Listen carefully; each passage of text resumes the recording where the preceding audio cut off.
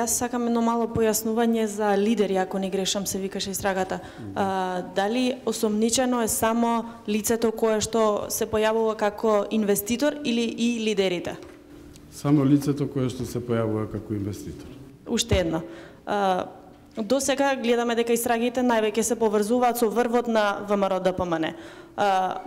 Сигурно во тоа време во иста владина коалиција биле со албанската партија ДУИ, од која што гледаме дека има истраги само од опашката, а не и од главата. Зошто е тоа така? Значи, ние водиме истраги врз основа на докази, прибавени информации, сознанија и само врз основа на докази можеме да гониме кривично. Лицата кои што се осомничени не се осомничени заради припадност на некоја политичка партија, туку за тоа што докажите укажуваат дека сториле кривични дела за кои понатака се води кривична постапка. Повелете. Во делот на истрагата отворена против екс-министерот Никола Тодоров, во тек е граѓанска парница во која фирмата на новинарката Насител тужи и побарува штета од 1 милион од Министерството за здравство. Дали во оваа постапка јавното обвинителство веќе се легитимира или таа ќе продолжи паралелно, независно од ова што вие сега го отворете? Значи, ние имаме информации за вашите наводи, запознаени сме со истите и ова отварање на истрага во моментот кога ќе оцениме дека е потребно, доколку е потребно, може да се вмешаме и во таа постапка. Дали може би обвинителите од СЈ земале бонус плати како што беше со членовите на ДИК и доколку имаат земено, колку имаат земено? Значи, не би било упатно да не ставате во тој контекст со оглед на тоа да, колку што се сеќавам, уште во јуни 2016 година нашите примања беа јавно објавени на пресконференција, може да проверите сите снимки од пресконференциите, мислам дека се јавно достапни. И со самото тоа што ние сме биле транспарентни, не сметам дека би требало да бидеме земени во тој контекст. Прво, дали ќе има некакви мерки за сите овие лица што ги споменавте во сите истраги 7 и второ, дали може одговор како ќе финишираат истрагите? Ете сега се некоја предистражна фаза, но ќе се чека законско решение, да ни појасните што сега точно ќе се прави понатаму. Значи, во поглед на вашето прво прашање, обвинителите кои постапуваат под предметот ќе оценат дали има потреба или не да предлагаат некакви мерки, затоа благовремено ќе бидете известени. Во поглед на второто прашање, сметам дека специјалната обвинителка Катица Јанева веќе одговори на тоа. Ние сме јавни обвинители, сме должни да гониме. Се додека постојат докази за сторени кривични дела, нереални се очекувањата дека ние ќе останеме глуви, во конкретниот случај глуви на ваквите наводи и состојби кои што ги сретнуваме во снимките. Ние мора да постапуваме. Две прашања. Првото, која беше причината што специјалното јавно обвинителство се го повлече без зазето за Талир? И второ, докаде е предистражната постапка за поранешниот председател на Кривичен суд и дали го добивте извештајот од работната група што правеше проверка на АКМИ системот и има ли поклопување со вашите наводи за овој случај? По однос на првото прашање во врска со предметот Талир, во дадениот момент при тие околности ние оценивме да со оглед протокот на време кој што изминат од поднесувањето на барањето за заштита на законитост, поцелисходно е истото да го повлечеме, а доколку се појават околности кои што укажуваат на поинаква состојба, согласно законот, ние сме овластени во секој момент да предложиме нови мерки. Во поглед на второто прашање, се извинувам ако може повторно. За предистражната постапка, предистражни постапки, колку што сте информирани, не коментираме. Во поглед на извештајот се уште го немаме добиено, имаме обратено до Министерството за правда и очекуваме дека истиот ќе биде доставен и врз основа на тој извештај и нашите анализи ќе можеме да направиме вкрстување на податоците. Едното е за првиот случај странски служби. Рековте дека едното лице е началник во УБК, кое е другото лице кое што е поттикнувач во ситуацијата, функцијата, барем знам, нека ми не кажуваат. Како што знаете од претходно, ние во предистражна и во истражна постапка имиња не спомнуваме. Функција барем? Функцијата е дадена. Помошник министер. Поранешен министер, добро. Помошник министер. Помошник министер. Да. И околу буџетот и договорните услуги на што се однесуваат и зашто се тајни? Значи, буџетот воопшто не е тајна, ние имаме, истиот го поднесуваме и до собранието, сите се запознаени, во 6-месечните извештаи даваме детални информации во врска со нашиот буџет.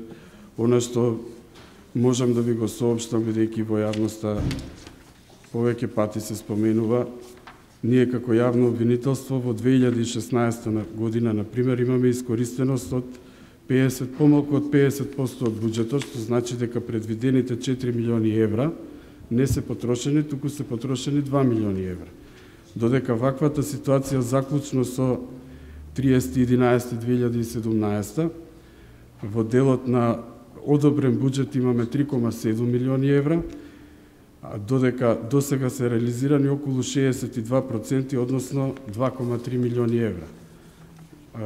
Договорните услуги согласно законот се однесуваат на повеќе ставки. Тука спаѓаат значи судски вештачења, други трошоци, трошоци за експерти, преведувачи. Повеќе ставки има и сите се транспарентно објавени.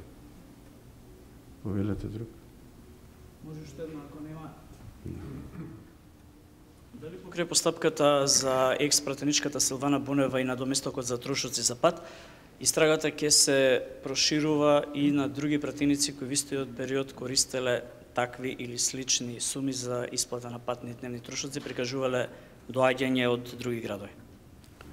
Во однос на вашето прашање, истрагата може да се проширува во повеќе насоки, меѓутоа треба да имате предвид дека ние согласно Законот за специјално обвинителство сме ограничени во делот на нашата надлежност, односно може да гониме само кривични дела кои произлегуваат и се поврзани со снимките. Значи, доколку некое лице или навод таков во снимката не е содржана, не би можеле да воспоставиме стварна надлежност врз таква кривична постапка.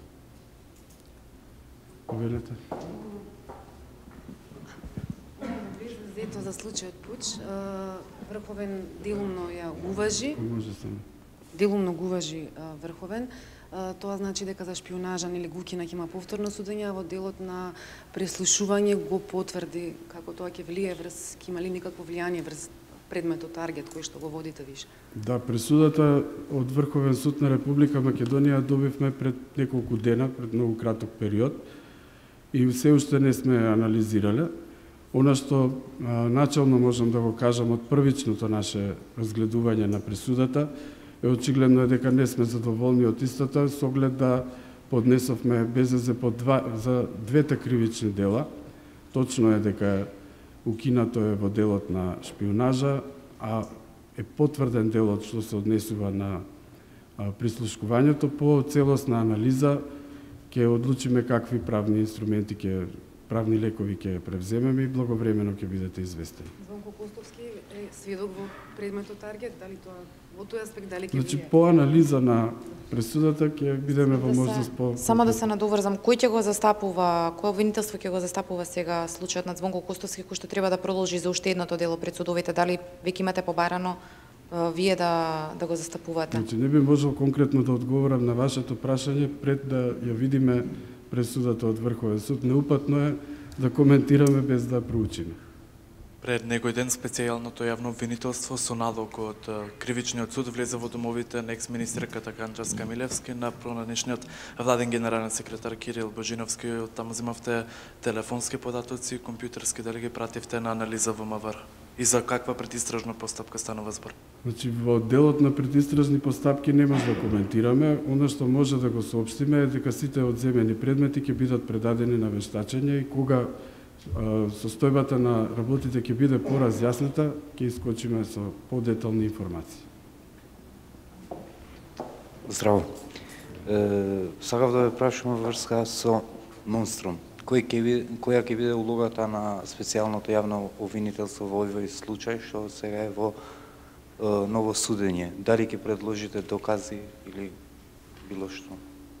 Значи, мислам дека и на минатиот прес изјавивме дека нема да коментираме предистражни постапки и предмети кои се наоѓаат во надлежност на други јавни обвинителства.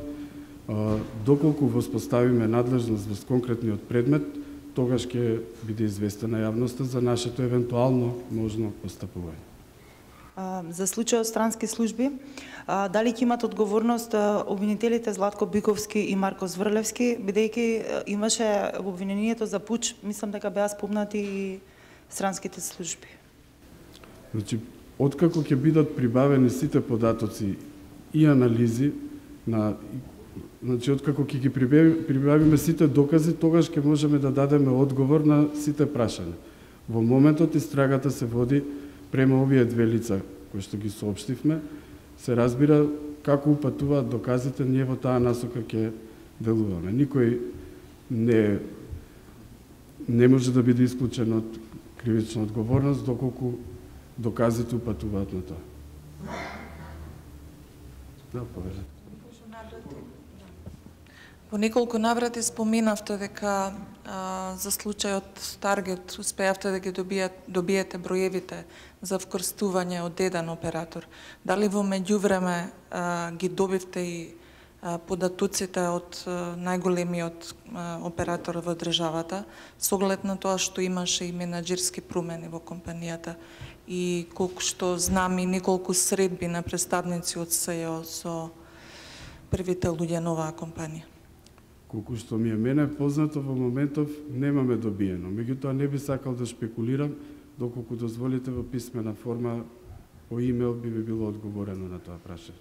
Може ли да кажете која е странската фирма во случајот странски служби, од која земја, ако не берем доаѓа? Во делот на кривичниот предмет познат како странски служби, освен општата генерална потреба од неизнесување на докази кои што би можеле да и наштетат на истрагата, постои момент да во овој момент поголемиот дел од доказите се класифицирани. И од тие причини не сме во можност да соопштуваме такви податоци во јавност. Добро, дали може да ни кажете каква опрема набавени? Не можеме, тоа е класифициран податок. Жолто комбе има ли?